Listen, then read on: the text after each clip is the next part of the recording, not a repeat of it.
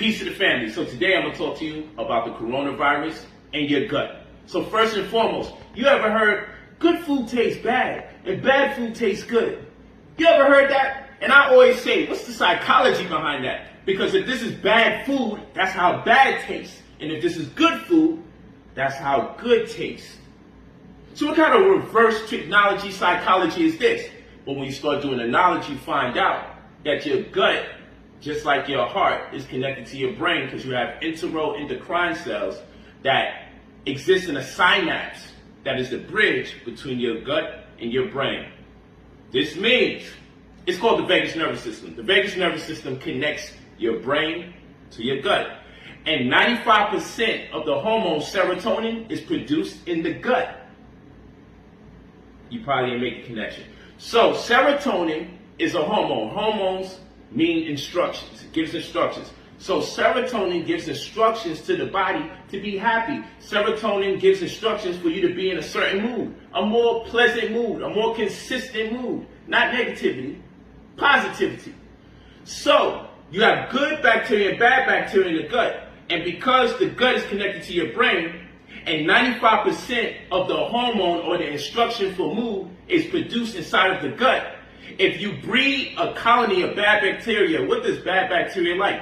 White flour, white sugar, white potato, white salt, refined foods, alcohol. Bad bacteria is giving birth under those conditions. They love that food. In fact, they send messages to your brain. We love it. Give us more. That's what it does. Bad bacteria and good bacteria are always going to war. Good bacteria, if developed, if you produce a colony of it through good habit and habit-forming eating methodologies, then what happens is messages get relayed about good food being good because now you feel good. Bad bacteria will make you throw up bad food, make you think you're allergic to other food until you replace it. So when you get antibiotics kill both good and bad bacteria. It's not really that thoughtful. It's not, the process isn't ingenious. It's we got bad people here, we got good people here. Just kill them all, and at least when we kill them all, we kill the bad. That's what goes on with antibiotics. It kills good and bad bacteria. It's the problem. Now that we resolved this, now we know why good food tastes bad and bad food tastes good. You're being manipulated by the bad bacteria in your gut. Bacteria can defeat viruses. We went over this when we talked about CRISPRs, which was clustered, regularly interspaced, short palindromic repeats. We went through the process where bacteria can kill viruses if you breed enough good bacteria in your body to do so. So here it is, we got an article right here, and we're going to go straight to it. Here it is, we got an article right here, right? From CBS News, it says almost half of coronavirus victims have digestive symptoms. Studies found.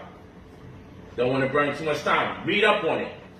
Then we have here, how bacteria in the gut help fight off viruses. Type the same thing in the search engine, and you'll find the article. Here you got right here, you've got a trillion friends in low places. Bacteria in the gut may protect against viruses by signaling their presence to your immune system.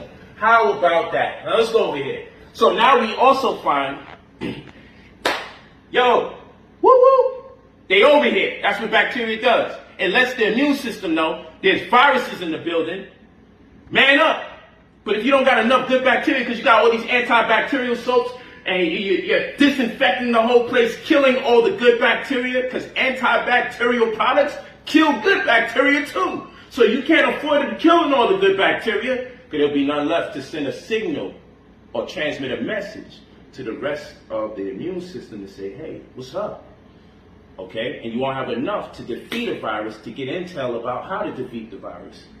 So, I got lemons here, not to eat, but to clean your hands. Because lemons are antibacterial. But guess what? It doesn't kill much of the good bacteria. Lemons target the bad bacteria. So clean your hands with this and save you some money.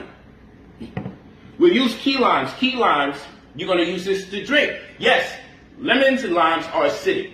They're citrus fruits. But the thing about citrus fruits, they're acidic on the outside, but they become alkaline on the inside. And it's hard for microbes, germs, bacteria, viruses to be able to thrive in alkaline environments. You want to have a pH of 7 or more. Hint, hint, water, right? You want to have a pH of 7 or more, alkaline water. Okay? And this makes it hard for them to thrive. So lemons on the outside, key lime on the inside. This is way higher in vitamin C. Vitamin C is used to kill viruses. You need D3 that you get from the sun. Vitamin D3 is produced when you get sun exposure. They give you a food pyramid, never built a pyramid in their life, and they tell you eggs, milk, and cheese. Okay, this is insane. The Illuminati even got it right, because they put a sun at the top of the pyramid. You want this, because if you go out there to get vitamin D3, which is used to also absorb vitamin C, okay, which is important, and you also need magnesium to absorb vitamin C. Then what happens? What happens? Well, I will tell you this. When you go out to get that sun, you're going to mess around. And you could damage skin and all sorts of stuff. But you want to take some mango. You want to have your cake and eat it too. So first and foremost, this has lutein in it. Lutein is a chemical that helps protect you while you're getting your sunlight. So you get the mango there. But you want to have your cake and eat it too. All that means is you're getting vitamin C, vitamin A, vitamin K, and vitamin E all in one. That's what have your cake and eat it too means in my world. I had to create mnemonic devices so I can remember what's going on here. You want the tryptophan that's in chickpeas, because if you get the tryptophan that's in chickpeas, it converts into serotonin, which is the hormone that deals with mood and also helps you to go to sleep. If you get REM sleep, then the endocrine system can now help you regulate the hormones that's used to boost your immunity when the next day comes, if it sensed there's some invaders coming around. Okay, so you need good bacteria. So we got these products here for good bacteria. You go over there, put good bacteria back in your body. If you had antibiotics, replace the good bacteria that got murdered, put it back in your body with these good bacteria. This is coconut kefir, so that's BioK. This is how it looks. Coconut kefir here, this is fermented coconut water, okay? So it's going to boost the amount of good bacteria in your body.